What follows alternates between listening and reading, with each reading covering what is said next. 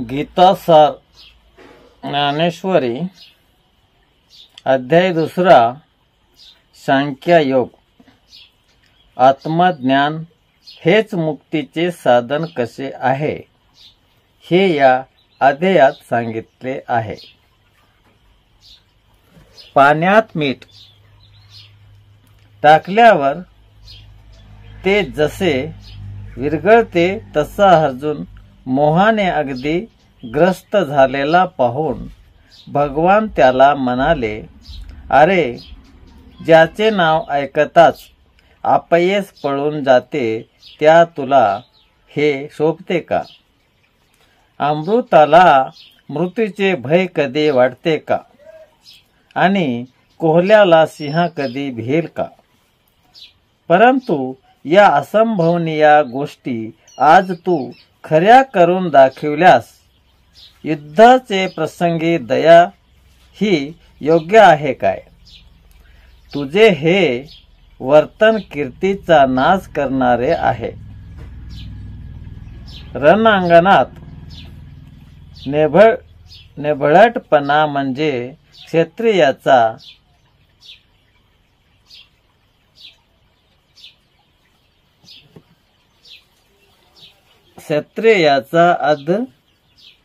अधघातच होय।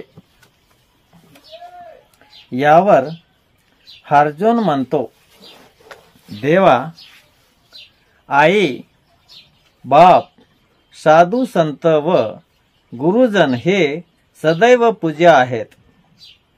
ते सोडून त्यांचा घात करावा व त्यांच्या रक्ताने माखलेले सुखोभोग भोगावेत यापेक्षा मरण काय वाईट आहे काय? तेव्हा सहज मेघाप्रमाणेच ज्यांची कांती आहे असे भगवान श्रीकृष्ण किंचित हसून म्हणतात, अर्जुना, तू स्वतःला ज्ञानी म्हणतोस, परंतु अज्ञान मात्र सोडित नाहीस। या चराचर विश्वाला चालना देणारा ईश्वर म्हणून कोणी आहे?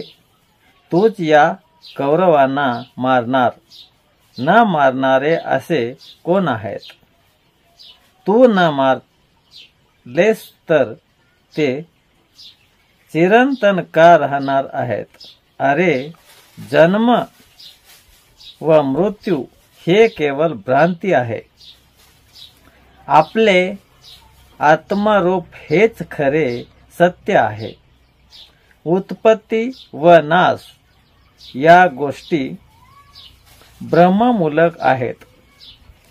वाऱ्याने जसा सरोवरात लाटा उत्पन्न होतात व वारा थांबला म्हणजे त्यातच विलीन होतात, त्याप्रमाणे आत्मतत्व हेच खरे असून उत्पत्ती व नाश या गोष्टी सरोवरातील लाटाप्रमाणे होत।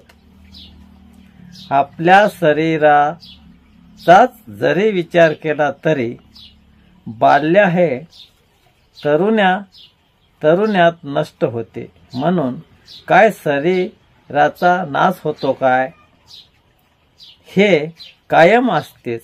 त्याचप्रमाणे आत्म्याच्या ठिकाणी अनंत शरीर उत्पन्न होतात व नाश पावतात, पण आत्मा हो अमरच आहे। इंद्रियांचे अधीन होणे हेच आत्मतत्व न कळण्याचे कारण आहे। इंद्रिये मनाला विषयाकडे ओढतात व त्यामुळे सुख दुःख निर्माण होते। आसक्ती हेच दुःखाचे मूळ कारण आहे। विषय हे मृगजळाप्रमाणे किंवा स्वप्नातील ऐश्वर्याप्रमाणे आशास्वत चक्रातून सुटतात, म्हणून हे ज्ञानी आहेत ते राजहंस ज्याप्रमाणे दूध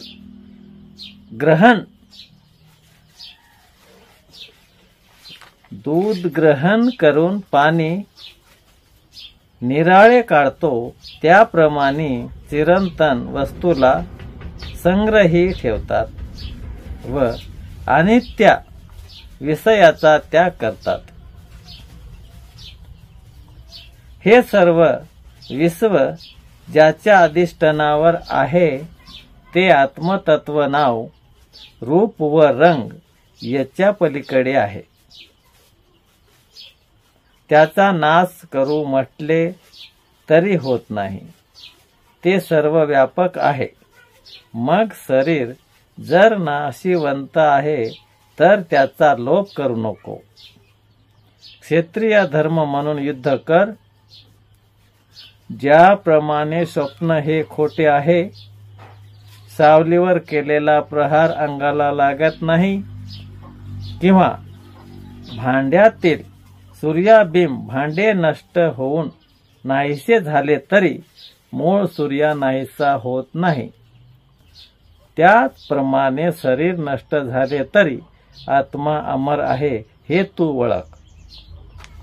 असे मनुष्य जुने वस्त्र टाकून नवीन वस्त्र, जसे की मनुष्य जुने वस्त्र टाकून नवीन वस्त्र परिधान करतो, तसे आत्मा जीर्ण शरीराचा त्याग करून नवीन शरीर धारण करतो. तो स्वयं प्रकाशी व परिपूर्ण आहे. त्याचा नाश शास्त्र आणि अग्नी किंवा वायू करू शकत नाहीत. तो तर्काने व मनाने समजणार नाही. श्रेष्ठ निराकार विकार रहित अनादि सर्व व्यापक अध्या या आत्म्याला सर्वभूती पहावे, म्हणून तुझा शोक नाहीसा होईल. बरे, उत्पत्ती स्थिती आणि लय हा अनादि सृष्टी क्रमच आहे, म्हणून शोक करण्याचे तुला कारण नाही. जन्माला आलेले मरणार व नाश पावलेले पुन्हा जन्म घेणार हे अपरिहार्य आहे. त्याचा शोक करणे उचित नव्हे. उत्पत्ती व नाश यामध्ये हे जग ज्या ब्रह्मवस्तूच्या आधारे भासमान होते, त्या चिरंतर ब्रह्माकडे तू लक्ष दे. संत ब्रह्मप्राप्तीसाठी विषय सोडतात व वैराग्य धारण करतात. व्रत व तप आचरतात आणि अखेरीस त्या ब्रह्मस्वरूपी एक रूप होतात. देहाभिमानापासून ते निवृत्त झालेले असतात.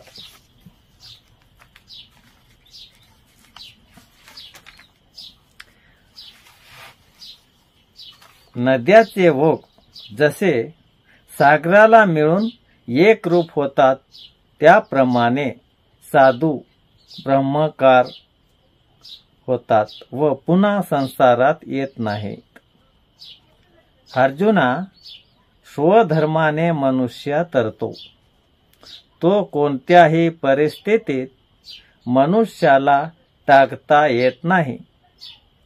गाईचे दूध कितीही उत्तम असले तरी नवजोरामध्ये तेच विष होते. म्हणून प्रत्येकाने स्वधर्माचेच आचरण ठेवले पाहिजे. त्याचा त्याग म्हणजे सर्वस्वाचाच नाश करणे होय. स्वधर्माने वागणाऱ्या सर्व कामना पूर्ण होतात. तेव्हा तुझ्या परम भाग्यानेच हे युद्ध तुला प्राप्त झाले आहे असे समज आणि युद्धात जय मिळवलास तर राज्य भोगशील आणि धरित्रीवर पडलास तर स्वर्गाला जाशील. बाबा रे, स्वधर्माचे आचरण केल्यास सर्व दोष नाश पावतात. चांगल्या रस्त्याने जाणाऱ्याला ठेच लागेल काय? तेव्हा जयापजयाची पर्वा न करता स्थिर बुद्धीने युद्ध कर, तोच तुझा खरा धर्म आहे. सुख दुःख, जय पराजय, लाभ हानी या गोष्टीचा मनुष्याने विचार करू नये. कर्तव्याचोख रीतीने पजवावे म्हणजे दोष घडत नाहीत. हा तुला ज्ञानयोग सांगितला, आता बुद्धियोग सांगतो. फलासक्त नसलेले, गर्वरहित व पाप पुण्याची जिला बाधा होत नाही, ती सद्बुद्धी होय. हिच्यामुळेच ऐहिक सुख व परलौकिक उत्कर्ष ही दोन्ही प्राप्त होतात. फलासक्त लोक स्वर्ग सुखासाठी सर्व यज्ञक्रिया यथासांगा करतात, पण यथाभोगता जो ईश्वर त्यालाच विसरतात. म्हणून ते सर्व लोक कर्मबंधनात सापडतात. वेदामध्ये अनेक मार्ग सांगितले आहेत, पण आपल्या उदराचा असेल तोच मनुष्याने घ्यावा. सर्व भूतलावर पाणी विपुल असेल तरी मनुष्य आपल्या गरजेपुरतेच ते घेतो. तसे ज्ञानी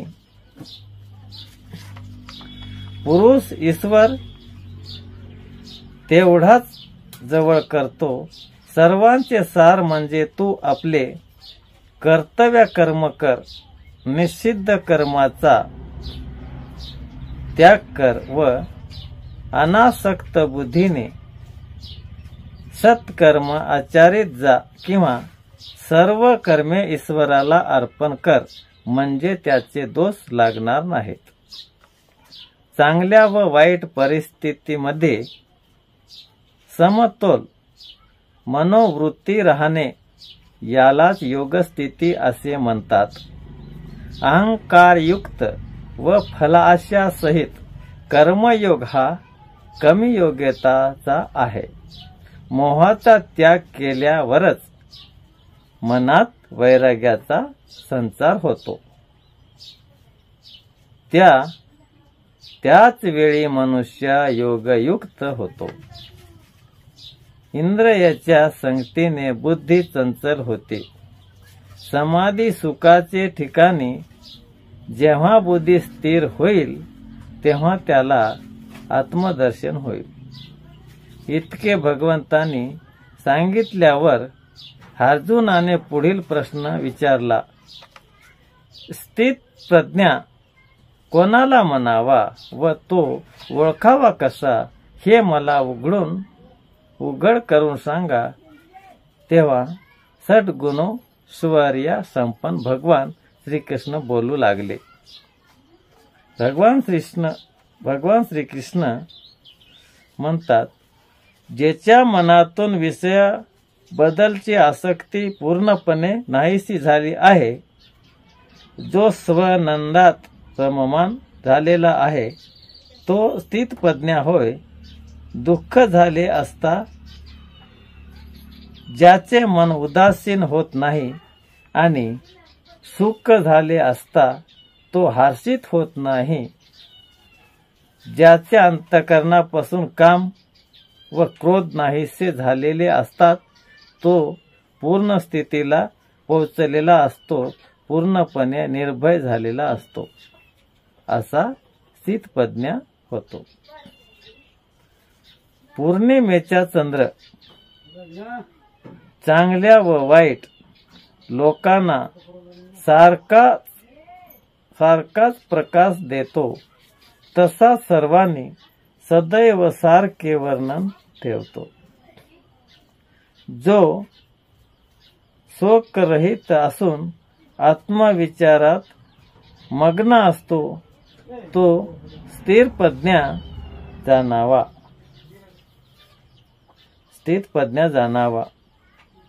ज्याची सर्व इंद्रिये ताब्यात आहेत व ज्याने रस हा विषय पूर्णपणे जिंकलेला असतो तो स्थिर बुद्धी समजावा.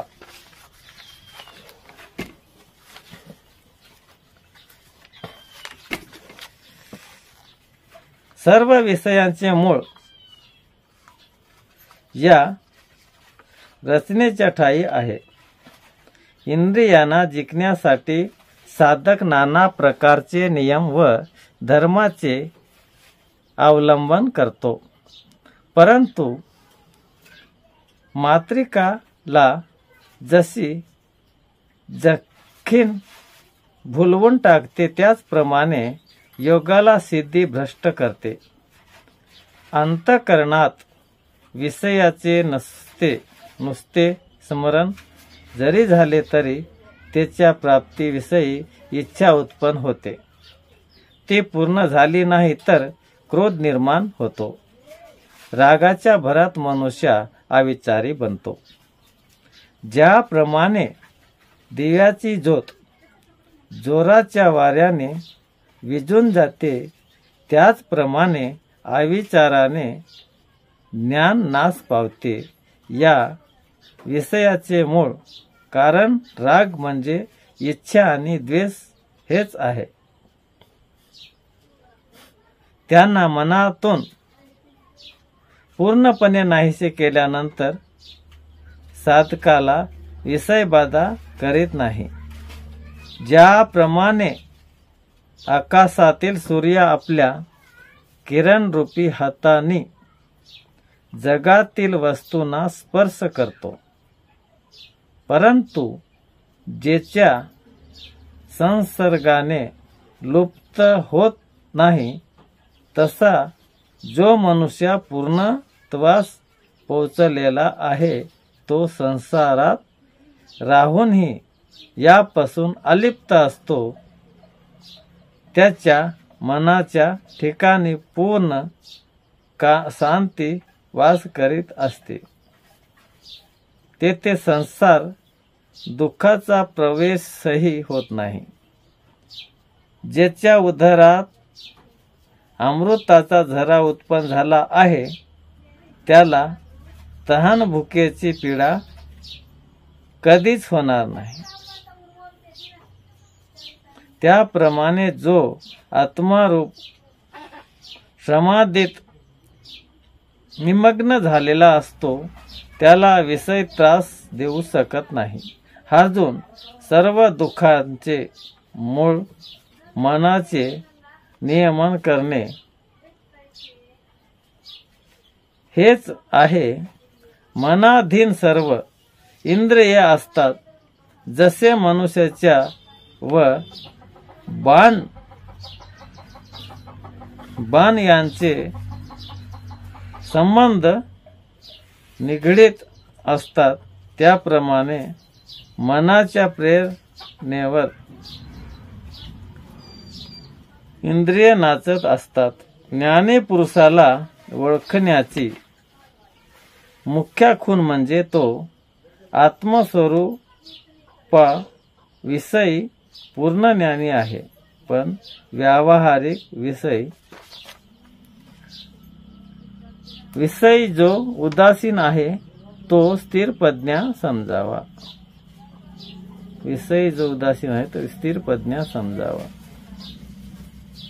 सामान्य लोक व्यवहारा विषयात पूर्ण जागृत असतात, पण आत्मस्वरूपास संपूर्ण विसरतात. पावसाळ्यात सर्व नद्यांचे पाणी समुद्रात मिळते तरी तो किंचितही वाढत नाही. अगर उन्हाळ्यात सर्व नद्याचे पाणी आटले तरी तो किंचितही कमी होत नाही। त्याचप्रमाणे सिद्धी प्राप्त झाल्याने स्थितप्रज्ञ मनुष्य उल्हास पावत नाही किंवा प्राप्त न झाल्यास असंतुष्ट होत नाही। त्यास स्वर्ग सुखाचीही बाधा होत नाही। त्या सर्व सुखाची सुद्धा बाधा होत नाही।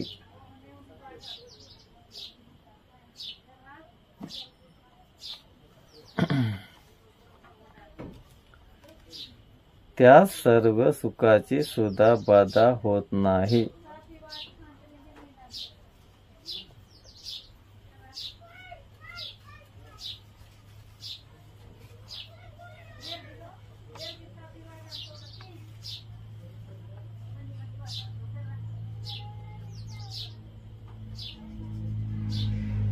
त्याप्रमाणे जो आत्मबोधाने संतुष्ट झाला तोच खरा स्थितप्रज्ञ होय।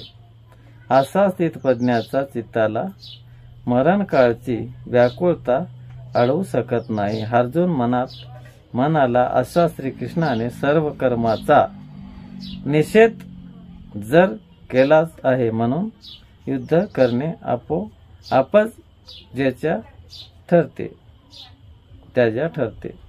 तरी पण भगवान युद्ध कर म्हणून सांगतात। यावर अर्जुन पुढील अध्यायात शंका उत्पन्न करतील त्याचे निरूपण जगदीश करणार आहे ते वाचा। आणि याच्याबरोबर आपण हे व्हिडिओ इथंच संपवत आहे। सर्वांना नमस्कार।